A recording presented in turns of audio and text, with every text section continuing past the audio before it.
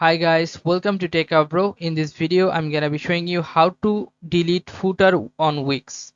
So in this case, you cannot delete footer on Wix. What you can is you have to go to the footer first. In this footer option, you have to click on delete or the backspace. Now, if you click on backspace to delete this, you can see that the header and footer can be deleted. To hide them, change the layout. You have to click on this open layout settings. Now you have to choose this one, no header no footer. Your page will be empty, your footer will not be here. You can see now here is no header or no footer. Okay, so you cannot eliminate or hide or delete the footer only. You have to if you want to delete or hide the footer, you have to delete the header too.